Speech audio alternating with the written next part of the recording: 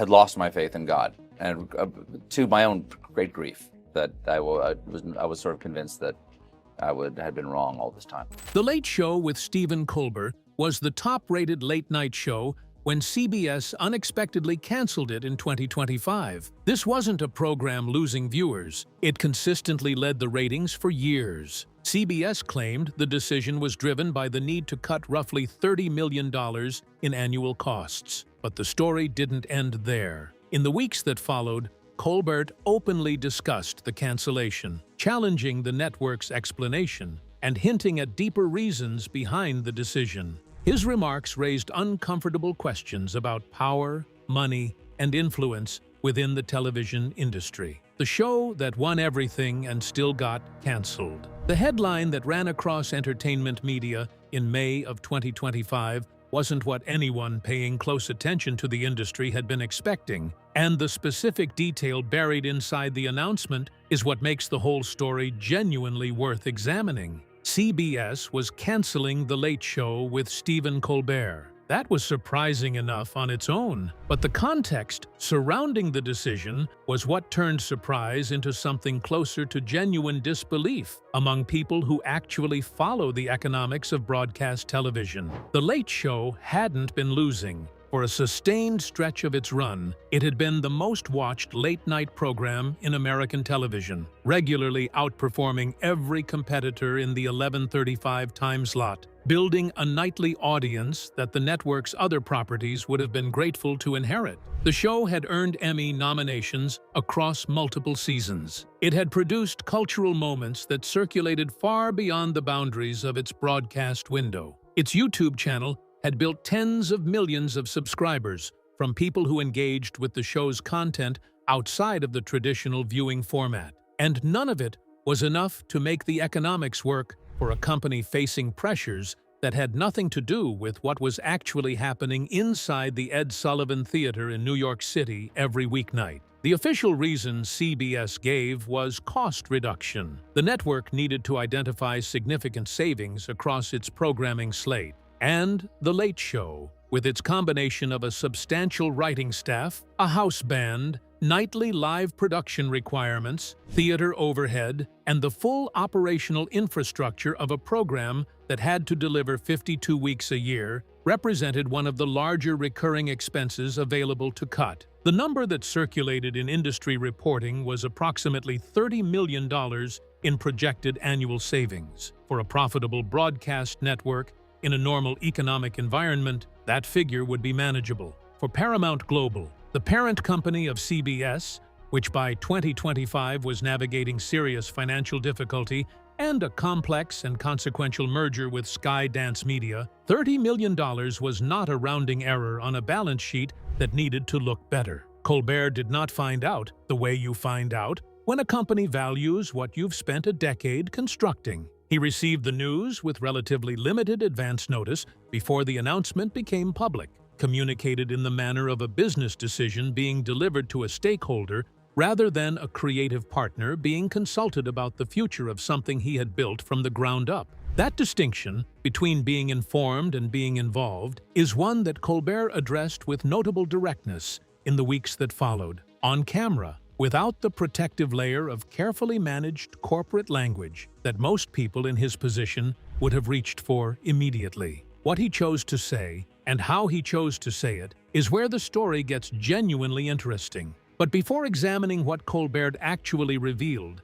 and what it means for the broader landscape, it's worth understanding what exactly was being canceled. Because The Late Show that CBS ended in 2025 was not the same institution that launched in 2015. And the distance between those two versions of the program is the full measure of what the decision actually cost, what a decade of nightly work actually built. When Stephen Colbert took over The Late Show from David Letterman in September of 2015, the situation he was walking into was more complicated than a simple hosting transition made it appear from the outside. Letterman had hosted The Late Show since 1993, 22 years in the same chair, with an audience that had grown up watching him and felt a proprietary connection to the program that didn't automatically transfer to whoever came next. His departure created a vacancy that was simultaneously an enormous professional opportunity and a genuine institutional challenge. Whoever inherited the chair would be taking over something with real legacy weight, in front of an audience that had every reason to approach the transition with skepticism. Colbert's additional complication was specific to his particular history. He was coming off 11 years of playing a character, the right-wing political pundit caricature of the Colbert Report on Comedy Central, and the viewing public had limited information about who Stephen Colbert actually was once that character was set aside. The satirical persona had been brilliantly constructed and sustained across more than a decade, but it meant that his transition to The Late Show required him to introduce himself to a mass audience essentially from scratch, while simultaneously learning a completely different broadcast format, inheriting a staff built around someone else's established rhythms, and doing all of it live, 5 nights a week, with no quiet period of adjustment available. The early ratings were uneven. Critical opinion varied sharply. There was a genuine period of institutional uncertainty about whether the transition would hold. Then, across the second year of the program, something visibly shifted. Colbert found a register that was distinctly his own. Not the Comedy Central character, not an imitation of Letterman's approach, but a version of himself that could move between the genuinely funny and the genuinely serious within the same conversation, that could engage with political subjects with real intellectual substance, and that could be visibly moved by things in ways that an audience could see and trust as authentic. By the late 2010s, The Late Show was the top-rated program in its time slot by a consistent margin. What Colbert had built was not an inherited audience from Letterman, but a new one, developed through years of nightly work that slowly established his credibility with viewers who had come in skeptical. The show developed a reputation for long-form interviews that treated subjects as worth genuine engagement rather than simply as promotion vehicles. The musical component of the program was treated as something worthy of real investment rather than background texture. The political commentary occupied a space between pure entertainment and substantive engagement that the late-night format rarely managed to hold for extended periods. His writing staff had developed a specific voice over years of close collaboration. His relationship with his production team reflected the culture of a working environment where people had built something together through a difficult beginning. The Ed Sullivan Theater had been reimagined as a space that belonged to this version of the show rather than to its predecessor. All of that, the decade of collaborative construction, the audience built from ground zero, the institutional culture developed through thousands of individual broadcasts, is what the $30 million budget line represented to the people inside that building. CBS was operating from a different set of considerations. The gap between those two frames is what made the subsequent weeks genuinely revealing. The financial reality behind the official statement. To understand why CBS canceled a #1 show to save $30 million a year, you have to understand what was happening to Paramount Global in 2025, because the decision had almost nothing to do with The Late Show's performance and almost everything to do with the financial condition of the company that owned it. Paramount Global had been under significant financial pressure for several years before the cancellation announcement. The company's streaming service, Paramount Plus, had struggled to build the subscriber numbers and profit margins that would have positioned it as a genuine competitor to Netflix or Disney+. The traditional broadcast and cable revenue streams that had historically made the broader Paramount operation viable were contracting as cord-cutting accelerated, and the advertising market for linear television weakened structurally rather than cyclically. The company carried a substantial debt load, and its market valuation had declined considerably from previous highs. Against that backdrop, Paramount entered discussions with Skydance Media over a merger that would effectively restructure the entire organization. That merger process required demonstrating to investors, creditors, and regulatory bodies that the company was being managed with real financial discipline, that costs were being examined seriously, and that decisions were being made based on sustainable economics rather than institutional inertia. Part of what financial discipline looks like in a struggling media company is identifying large recurring expenses and reducing them where the business case for continuation has weakened. Late-night television, with its combination of expensive production requirements, nightly live broadcast infrastructure, significant talent fees, and the full operational costs of a program that needs to function every weekday of the year, is one of the more expensive formats in broadcast television on a per-episode basis. The Late Show's total annual cost, encompassing Colbert's salary, the production and writing staff, the band, the theater, and the technical infrastructure of a live nightly broadcast, was substantial enough to register as a meaningful number on a cost reduction plan. The $30 million in projected annual savings wasn't the network communicating that the show had failed at its job. It was the parent company communicating that the advertising revenue the show generated in a late-night landscape where the traditional economics had shifted significantly was no longer sufficient to justify the full cost of operating it at that scale. The show was profitable by some measures and not by others, depending on how the accounting was structured, and in a company that needed its accounting to look a specific way for the merger to proceed on favorable terms, the distinction mattered. This is the substance that the official announcement carefully avoided saying in direct terms. The press release language acknowledged the difficulty of the decision and expressed gratitude for Colbert's decade of work. What it didn't acknowledge was that the show was being cancelled not because it had stopped working as television, but because the economic model that once made nightly live late-night broadcast financially self-sustaining had changed in ways that Paramount's current position couldn't accommodate. Colbert understood this clearly. He said so, and the way he said it was notable. What, Colbert said, that television hosts almost never say publicly. In the weeks following the announcement, Colbert used the remaining episodes of the show to address the cancellation in a way that was unusual enough to be worth examining carefully.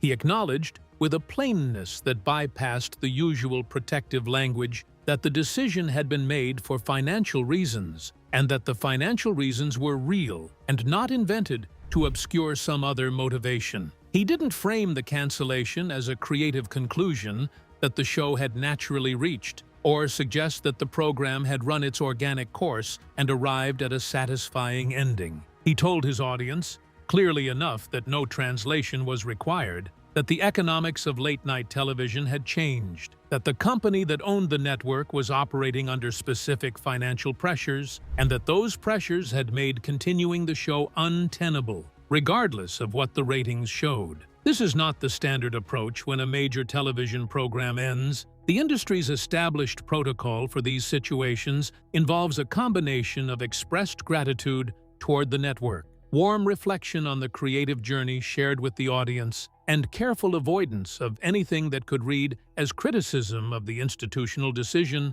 or the people who made it. Colbert observed most of the gratitude and reflection portions of that protocol. What he declined to do was use the protocol's language to misrepresent what had actually happened. He spoke about the staff in a way that was specific and visible in its concern. He talked about writers, producers, and crew members whose positions were ending alongside the program. People who had spent years of their professional lives building the show, who weren't in a position to absorb the disruption as comfortably as he was, and who were facing a difficult employment market in an industry that was contracting in the same moment their jobs were disappearing. The consistency of this focus on the people behind the cameras rather than on his own situation was the most distinctive element of his public statements in the period following the announcement. He had the profile and the financial resources to manage the transition on his own terms. His concern for the people who didn't have those same options was genuine enough to be visible across multiple appearances and statements. He also placed the cancellation in a broader context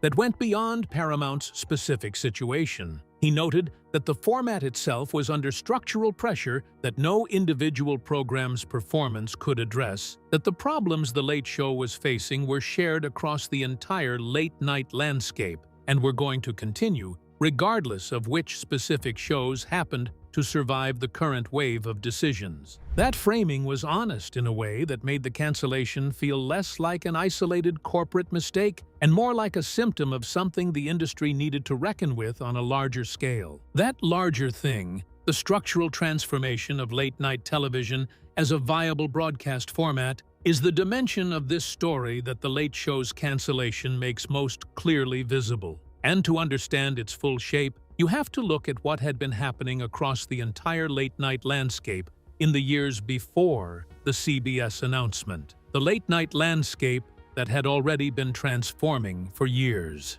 The cancellation of The Late Show didn't arrive without context. It came at the end of a decade in which the economics of late-night television had been shifting in ways the industry acknowledged privately long before it acknowledged them publicly. Conan O'Brien ended his TBS program in 2021 after nearly 3 decades in late night across multiple networks. His departure was described in creative terms, which it partly was, but it also reflected the reality that cable late night faced the same structural pressures as broadcast late night, with declining linear audiences and a growing gap between the engagement his content generated digitally and the revenue that digital engagement produced. Craig Ferguson left CBS's Late Late Show in 2014 after a decade that had developed a genuinely distinctive voice. James Corden left the same program in 2023. Trevor Noah stepped back from The Daily Show in 2022 after 7 years in the chair. Jay Leno retired from The Tonight Show in 2014, and David Letterman's 22-year run on The Late Show ended in 2015. Each departure was framed differently in the public announcements. Some were described as creative decisions by the host. Some were mutual agreements about timing. Some were straightforward contract conclusions. What they represented collectively was an industry gradually shedding the infrastructure and talent costs associated with a format whose economics were deteriorating faster than the official communications suggested. The deterioration had a clear structural cause. Late-night television's economic model was built on a specific assumption about audience behavior, that a significant number of viewers would watch the program when it broadcast, generating linear ratings that advertisers would pay premium rates to reach. That assumption reflected how people had actually watched television through most of the format's history. It stopped reflecting how significant portions of the audience, particularly younger viewers, consumed content as streaming grew, and as the habit of watching scheduled linear television weakened among people under 40. The shows adapted in various ways. They invested in social media presence, made their best segments available on YouTube immediately after broadcast, built digital audiences that were genuinely large. The Late Show's clip content was among the most widely circulated video in its category online. Individual segments reached audiences that dwarfed the show's linear viewership on specific nights. The digital engagement was real, substantial, and consistent. The problem was that the advertising rates associated with YouTube and social media monetization were not equivalent to the rates associated with traditional broadcast advertising. A program that generated 1 million linear viewers and 10 million YouTube views in the same week was not generating revenue at the combined rate those numbers might suggest. The digital audience was valuable, but not at the rates that justified the full cost structure of nightly live production. This is the structural gap that no individual late-night show could close through better performance. Colbert being #1 in his time slot was real. The question was never whether the show was succeeding relative to its competitors. The question was whether the format itself, with its specific cost structure and its specific dependence on linear viewership economics, was financially sustainable in the media environment of 2025. And the answer that Paramount's financial situation forced CBS to confront publicly was that it wasn't sustainable at the scale they had been operating. Pattern interrupt here. That means a show can be the most successful version of what it is, can generate genuine cultural impact, can build real audience loyalty, and can still be canceled, not because it failed, but because the business model it was built within stopped working. That's a different kind of ending than the industry's narrative usually acknowledges. The decade that deserved a different kind of ending. Stephen Colbert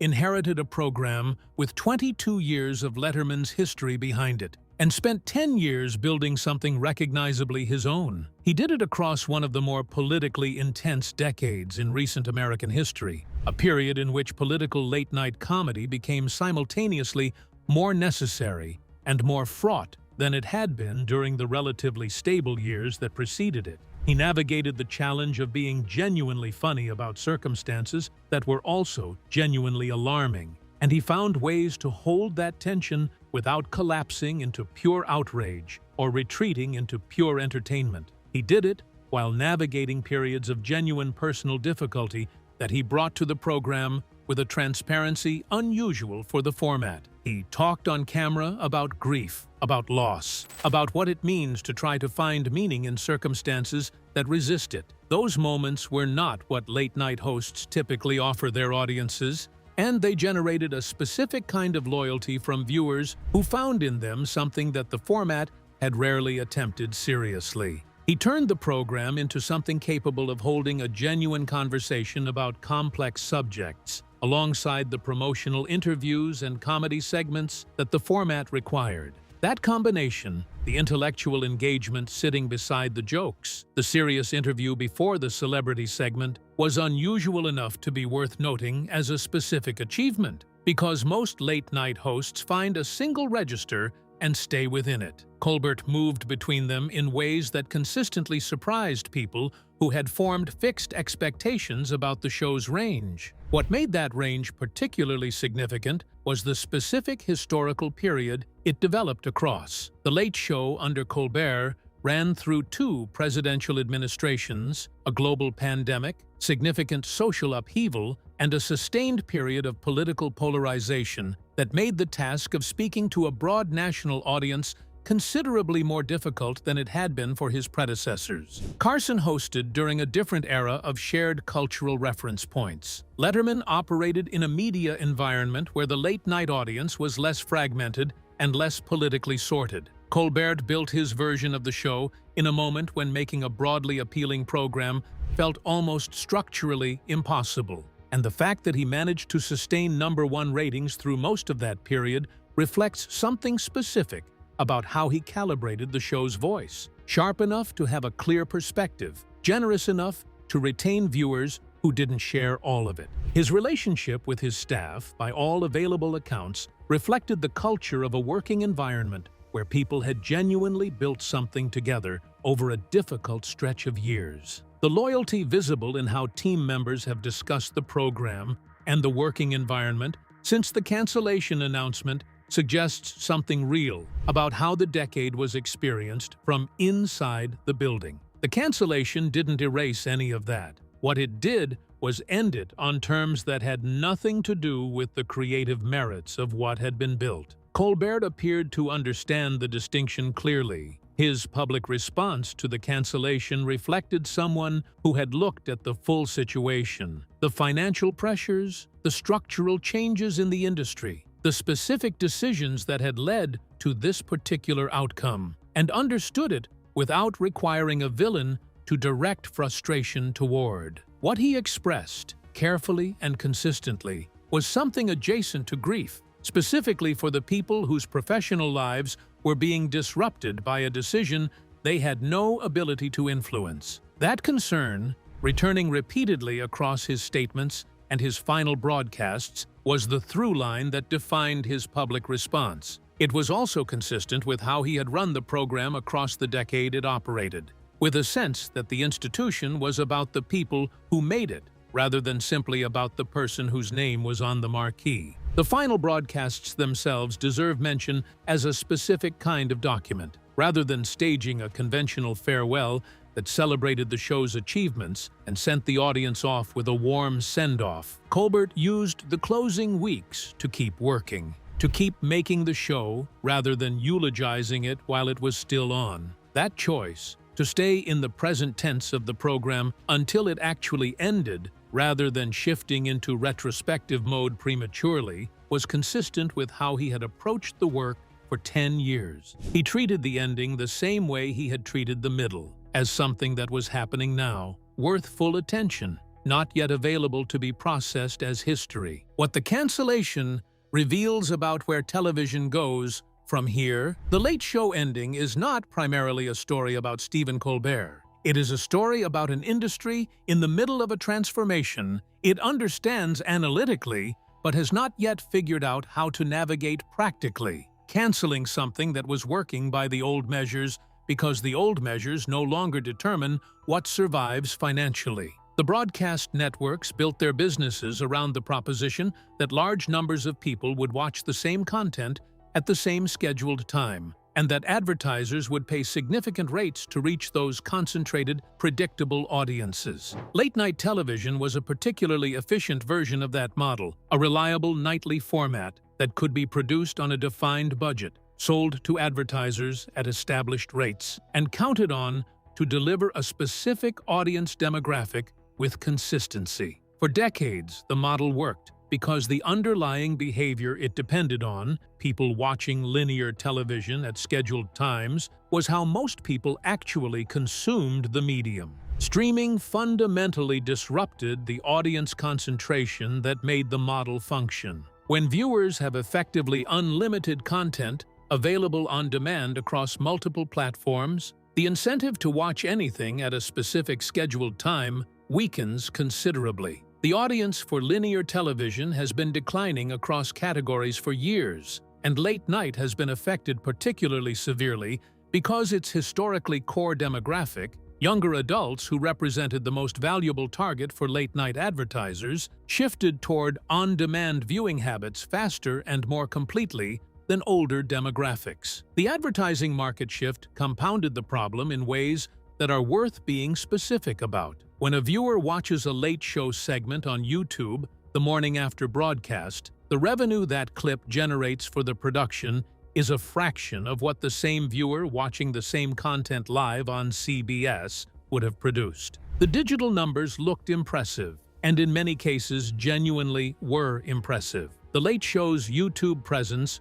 was among the most substantial in its category, with individual segments routinely accumulating millions of views within days of posting. But impressive digital numbers running through a monetization structure designed for social media platforms rather than broadcast advertising produced revenue at rates that could not sustain the cost structure of nightly live production in a major New York theater. The show was simultaneously one of the most successful content operations in its space by engagement metrics, and increasingly difficult to justify by the profit margins that a financially pressured parent company needed to see. What comes next for the late-night format is a genuine open question. The appetite for the kind of content the format has historically produced, political commentary, celebrity interviews, comedy that responds to current events, is clearly real, as demonstrated by the sustained engagement with late-night content on YouTube and social media platforms. The question is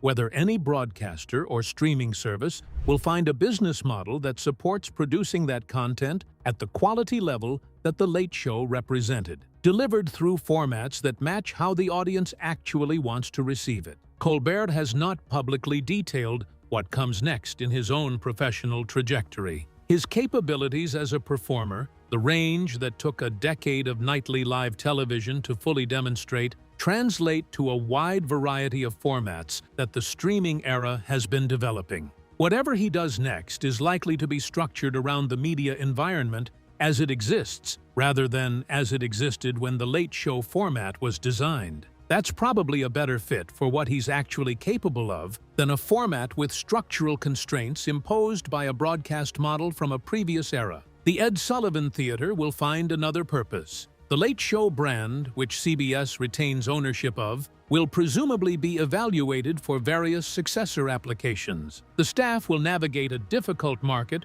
with varying degrees of difficulty, and the industry will continue working through the question that Colbert's cancellation makes most urgent. What kind of television the people who make it can afford to fund when the economics that justified its most ambitious forms no longer work? What makes the Colbert cancellation a genuinely instructive case, rather than simply a notable one, is the clarity with which it demonstrates that the problem is structural rather than correctable through individual decisions. A different host would not have saved The Late Show from this outcome. A different set of guests, a different creative direction, a different promotional strategy. None of those variables would have changed the fundamental economics that made the decision feel inevitable to Paramount's financial leadership once the merger requirements crystallized. The show was canceled by forces operating several levels above the question of whether it was good television. It was good television. That was never the issue under consideration. That's an uncomfortable question without a clean answer available yet. It's also, as Colbert seemed to understand from the moment the announcement was made, exactly the question that needed to be said out loud rather than managed around. Thanks for watching. If you enjoyed this video, be sure to like and subscribe to our channel. For more interesting stories like this, be sure to click on the next video that pops up on your screen. You never know what you'll discover next.